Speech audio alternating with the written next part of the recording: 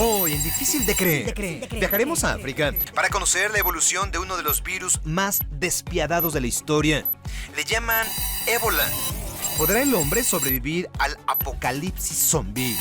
Además, haremos un recuento de los agentes infecciosos que han dañado millones de computadoras en el planeta. Develaremos los nombres y las cifras de los videos virales más reproducidos en la red. Y les contaré qué hay de cierto en que existen canciones que infectan nuestro cerebro. Todo esto será Difícil de Creer. Comenzamos. Los ojos del mundo miran con horror la presencia de un nuevo brote del virus del ébola, el cual amenaza con extenderse no solo en el continente africano, sino al resto del orbe. Conozcamos lo más difícil de creer de esta y otras temibles enfermedades por su alto poder letal y también acelerada propagación. Difícil de creer. A la tierna edad de 2 años, un pequeño de la aldea Gekedou, al sudeste de Nueva Guinea, perdió la batalla contra el ébola en diciembre pasado. Él fue el primer paciente registrado con el mortal padecimiento en esta nueva epidemia, catalogada como la más temible en toda la historia de la humanidad. Una semana después del deceso, su mamá, 2 personas más que asistieron a los funerales, contrajeron la enfermedad y la expandieron en sus comunidades. Así fue como comenzó la terrible propagación, que hasta ahora ha infectado a casi 1.800 personas y cobrado la vida a más de 1.400. Y es que a pesar de los grandes avances en la medicina, el ébola implica un grave problema mundial de salud, ya que se trata de la cepa más letal y más grande jamás registrada de este padecimiento. Se extiende sin control por el oeste de África Occidental y por el momento no tiene cura ni tratamiento eficaz. Según algunos, una vacuna podría estar lista, pero hasta 2015. La transmisión del virus se da por contacto directo con fluidos corporales, como sangre, sudor, orina o saliva. Muchos contagios se dan al usar los mismos cubiertos que los afectados, ya que el microorganismo sobrevive a la intemperie, además de propagarse por el aire, lo que explica cómo es que el ébola pudiera utilizarse como arma biológica con un nivel de mortalidad del 90%. Este virus, proveniente de murciélagos y monos, obtuvo su nombre del río Ébola, ya que cerca de ahí se dio el primer brote en los años 70, llegando a causar una fiebre hemorrágica gravísima, cuya mortalidad dejó sorprendidos a los médicos de ese entonces. Hoy la situación no es menos alarmante. Prueba de ello son los cuerpos, lamentablemente, en descomposición abandonados en las calles de Liberia. Y es que el temor al contagio es tal que casi nadie se atreve a acercarse a ellos para levantarlos y sepultarlos. El paludismo o malaria es otra terrible enfermedad que se propaga con gran facilidad. El mortal padecimiento es originado por parásitos que se transmiten a las personas al ser picadas por mosquitos infectados. Tan solo en 2012 alcanzó a 207 millones de personas. Causó cerca de 630,000 muertes, principalmente en niños africanos. Se estima que cada minuto, cada 60 segundos, un menor pierde la vida por esta causa. Aunque, también hay que decirlo, por fortuna es un mal tratable y prevenible. Pero este padecimiento no es nuevo. Tan es así que los nazis pensaban aprovechar su mortífero poder para emplearlo en proyectos bélicos. Klaus Reinhardt, de la Universidad de Tübingen, examinó los archivos alemanes en el campo de concentración de Dachau.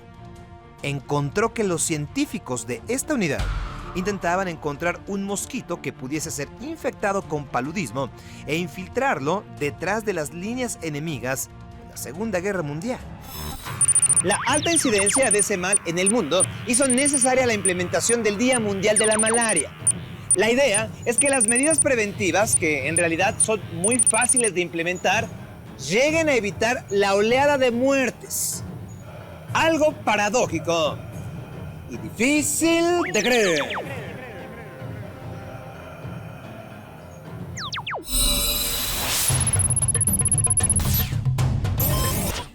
La Noche de los Muertos Vivientes nos mostró por primera vez en la historia del cine un escenario en el que los muertos se levantan de sus tumbas. Se levantan para alimentarse e infectar a los virus. La trama tuvo tanto éxito que fue replicada una y otra vez en cómics, películas y series de televisión. Pero, aun cuando la premisa resulta fantasiosa, la realidad es que hoy día decenas de investigadores estudian la posibilidad de que ocurra el llamado apocalipsis zombie. Repito, apocalipsis zombie. Uno de ellos es el matemático canadiense Robert J. Smith, quien creó la fórmula que describe la velocidad en la que los humanos nos convertiremos en zombies. El día, sí, aquel día en el que los muertos caminen sobre la tierra. Robert J. Smith, de la Universidad de Ottawa, está por publicar su tesis en un libro llamado Modelado Matemático de Zombies. Y mientras el escenario es en realidad una situación ficticia, el modelo muestra el proceso que viviremos los seres humanos cuando se desate la zombificación. Pero ¿quieren saber lo peor? Que los muertos vivientes serían muy eficientes para adueñarse del planeta, ya que es imposible encontrar un equilibrio en que los humanos y zombies podamos convivir de forma pacífica o bien que podamos sobrevivir a la infección. La única posibilidad de salvarnos sería organizar un ataque coordinado para erradicar a los primeros zombies. La investigación del Dr. Smith juega un rol muy importante a la hora de preparar y pelear contra una epidemia viral. Y es que recordemos que los zombies, en el caso dado de que existieran, son entidades biológicas por naturaleza y entonces no pueden vivir para siempre.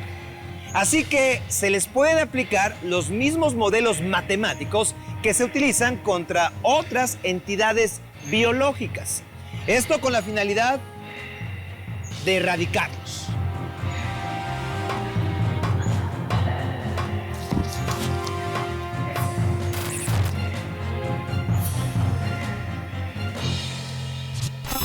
El virólogo Ian MacKay del Centro de Investigación sobre Enfermedades Infecciosas de Australia asegura que estos individuos son virus con piernas y dientes, literal. Un zombie es básicamente un virus que toma el control de un organismo anfitrión y se esparce rápida y eficientemente. Es, en pocas palabras, un evento de transmisión de virus extremo. Por su parte, el Dr. Smith cree que la rapidez con la que las infecciones de zombies suceden en las películas es muy cercana a la realidad, pues solo se necesita un zombie para convertir a toda una ciudad. Dicho en otras palabras, cada humano que se pierde es un soldado más para ellos. La cuarentena, o provocar una desaceleración de la enfermedad, solo retrasaría el llamado apocalipsis zombie, pero no lo detendría por completo.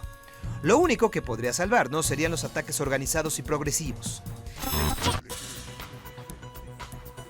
Pero los virus no son solamente agentes infecciosos externos que dañan al organismo al que invaden en su búsqueda de su reproducción. Existen también virus informáticos creados deliberadamente en laboratorios y cuyo objetivo es de igual manera replicarse y causar daño al huésped al que infectan. De manera más específica, las computadoras. Por extraño que pueda parecer, estos virus son una maravilla de la era de la información. Por un lado, nos muestran cuál vulnerables somos, ya que pueden tener un efecto devastador al alterar la productividad y crear miles de millones de dólares en daños. Por otra parte, su sofisticación deja claro que todos los seres humanos estamos interconectados de una forma difícil de creer. Los virus informáticos se denominan así porque comparten algunas características con sus símiles biológicos, como por ejemplo, la transmisión. A diferencia de una célula, un virus no puede reproducirse a sí mismo. De igual manera, un virus informático necesita de algún tipo de programa para duplicarse e infectar a otros programas informáticos. Pero, ¿cuál es el motivo que mueve a los hackers a crear estos pequeños malhechores? Bien, las razones sobran, pero la más influyente, obvio, es el dinero. Los virus pueden engañarte para que compres algún software falso, robarte información personal y vaciar tus cuentas bancarias o venderla en el mercado negro digital. Los virus informáticos han estado entre nosotros desde hace varias décadas. De hecho, en 1949, el científico John von Neumann teorizó que crear programas autorreplicados era posible. Y no se equivocó. En la década de los 80, estos virus dependían del hombre para poder difundirse entre computadoras a través de los ahora extintos floppy disk. Pero no fue hasta que se expandió el uso de Internet que los virus se convirtieron en un problema grave. En 1999, por ejemplo, David Smith creó un virus basado en archivos de Word para poder dispersarse a través de correos electrónicos. Aunque no paralizó la red, fue uno de los primeros virus que llamó la atención pública. Lo denominó con el nombre de Melissa, en atributo a una bailarina exótica de un bar que frecuentaba. Melissa, en lugar de tentar a sus potenciales víctimas con sus habilidades seductoras, los atraía con persuasivos mensajes para abrir los correos.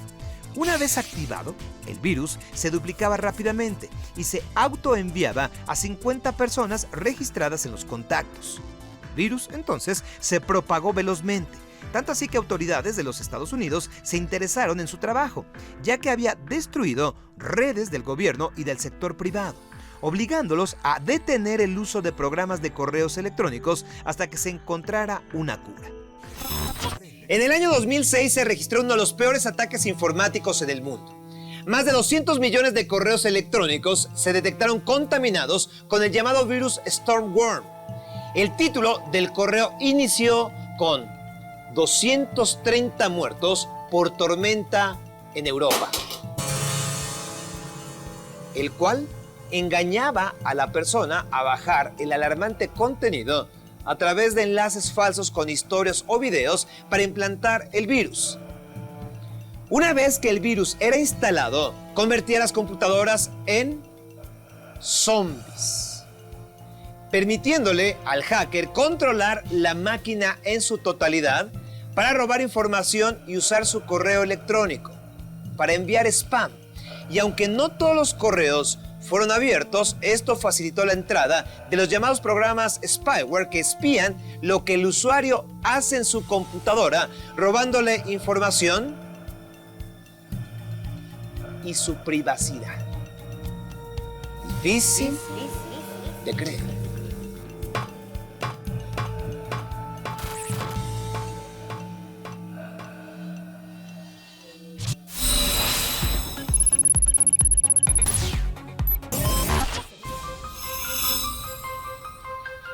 Nuevos virus son creados cada día, pero es raro que tengan el impacto que alguna vez tuvo el Stormworm, ya que ahora son más confiables los antivirus que protegen a las computadoras de estos ataques maliciosos. Pero de lo que nadie nos puede salvar es de los llamados videos virales. Creados por cualquier usuario y para cualquier finalidad, estos videos no dañan el sistema operativo de las computadoras, simplemente son reproducidos una gran cantidad de veces en un periodo muy corto de tiempo. Otra diferencia con los actuales virus informáticos es que son compartidos de forma voluntaria de persona a persona. El ejemplo más claro de esto ocurrió en el 2012, año en el que se grabó el video que más rápido se ha viralizado en la historia. Más de 34 millones de reproducciones en su primer día de circular en la red. Me refiero, por supuesto, al documental producido por la organización Invisible Children, el cual promueve la captura del líder militar Joseph Kony, quien ha cometido crímenes de guerra en Uganda. De acuerdo a su contenido, miles de civiles han perdido la vida bajo su régimen de terror, razón por la cual infinidad de organizaciones continúan buscando justicia para sus víctimas. La plataforma que lanzó este tipo de videos fue YouTube, sitio fundado en el año 2005 por empleados de la empresa de cobranza y pago por vía electrónica PayPal. Ellos vieron una oportunidad de negocio en el hecho de poder compartir videos tanto personales como con fines de lucro. ¿Y saben qué? No estaban tan equivocados. Según cifras de este sitio, el video más reproducido hasta la fecha es el musical Gangnam Style, con ni más ni menos que 2 billones de reproducciones. Dicho récord se le atribuye al cantante y compositor surcoreano Park Sang, quien tras 11 años de carrera artística logró lo que hasta la fecha nadie había conseguido: contagiar con su música viral a más de un cuarto de la población mundial. Y del llamado baile del caballo, nos vamos al video más parodiado de todos los tiempos, con más de 40,000 imitaciones. El Harlem Shake ha infectado a millones de personas. Este baile, que comenzó como un juego entre 5 adolescentes australianos, cambió por un instante el modo de cómo se movía el mundo. Grandes, chicos, celebridades y gente en general quería hacer el Harlem Shake. Y muchos de ellos lo compartieron en la red gracias a sus teléfonos inteligentes, que si bien fueron creados para otra cosa, han sido pieza fundamental en la viralización de los contenidos de las redes sociales. Se calcula que más de 100 horas de video son subidas a páginas de internet cada minuto, de las cuales un mínimo porcentaje logrará llegar a contagiar a otras personas. Y es que, a decir verdad, no existe fórmula alguna para lograr el cometido de esparcir el mensaje, situación, gusto o tendencia. El impacto social que llegan a tener algunos videos termina siendo un juego de azar, un juego fortuito de varios miles de dólares, porque también hay que decirlo, YouTube paga alrededor de 30,000 pesos por cada millón de visitas. Dinero que muchas veces se va a los bolsillos de grupos y cantantes. Y todo gracias a sus melodías pegajosas, difíciles de creer. Según investigadores de Londres, la razón de que existan canciones que se aferran al cerebro humano como si se negaran a abandonarlo se llama earworms. Repito en inglés, earworms, es decir, gusano de oído o comezón cognitiva. Este fenómeno puede resultar perturbador e incluso generar alucinaciones auditivas que impidan diferenciar entre la música externa y aquella grabada en su mente. En este sentido, el Journal of Psychiatry and Clinical Neurosciences publicó el caso de una mujer que escuchó durante 5 años el tema musical del film Bollywood. El montañista Joe Simpson declaró por su parte oír una y otra vez una canción que odiaba cuando estaba al filo de su muerte en un glaciar en Perú. Ahora bien, el que solo algunas canciones ejerzan este efecto se debe a ciertos procesos mentales, como el que una frase resulte relevante bajo determinadas circunstancias de vida. No obstante, el mayor misterio radica en que hay melodías que se repiten sin que sean del gusto personal o simbolicen algo. Ante esta situación, el neurólogo Oliver Sacks cree que los earworms se disparan ante el incesante bombardeo musical en la actualidad, lo que genera un alto nivel de tensión en el sistema auditivo. Y aunque los investigadores todavía no saben si hay personalidades más proclives o sensibles a los earworms, lo que se ha descubierto es que las mujeres son más susceptibles a ello. Además de que las canciones con letras repetitivas o fáciles de cantar, obvio, son más pegajosas. Bien, están las que se asocian con una noticia inesperada, como la muerte de Michael Jackson, por ejemplo. Entender cómo la música se conecta directamente con la memoria puede ayudar a futuros modelos terapéuticos para tratar pensamientos obsesivos y angustia. A la par de esto, científicos de la Universidad de Washington aseguran que resolver anagramas complicados, sobre todo de 5 letras, ayudan a forzar al cerebro a trabajar en ideas más complejas que reemplazan a la música intrusa. Otras investigaciones han determinado que ciertas canciones se adhieren a la mente en la llamada corteza auditiva. En esta zona se registran las pautas musicales. ¿Qué quiere decir esto? Bien, que aun cuando uno termina de escuchar una melodía, esta se vuelve inolvidable por largo tiempo. Claro que hay temas musicales catalogados como más pegajosos que otros. Para determinar lo anterior, científicos ingleses pidieron a cientos de voluntarios que cantaran las primeras canciones que se les vinieran a la mente. E increíblemente, se observaron gustos afines, además de detectarse algunas coincidencias.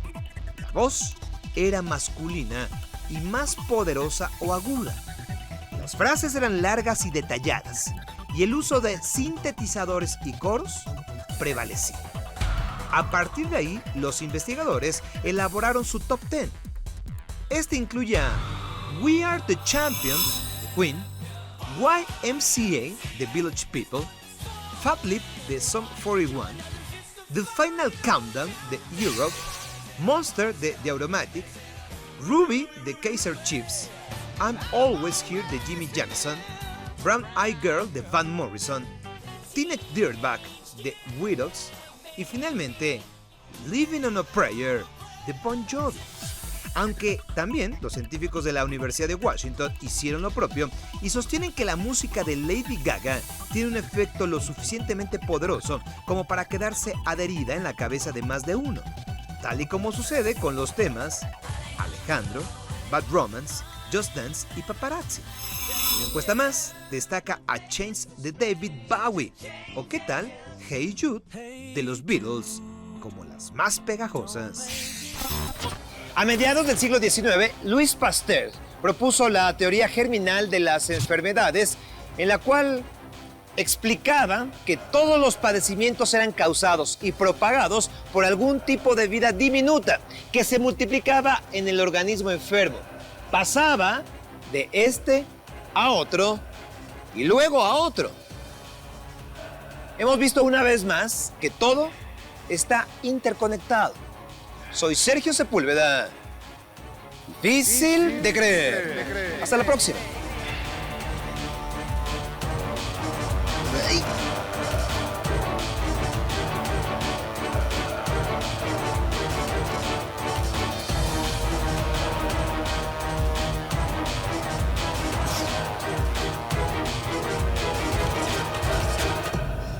Con los terroristas.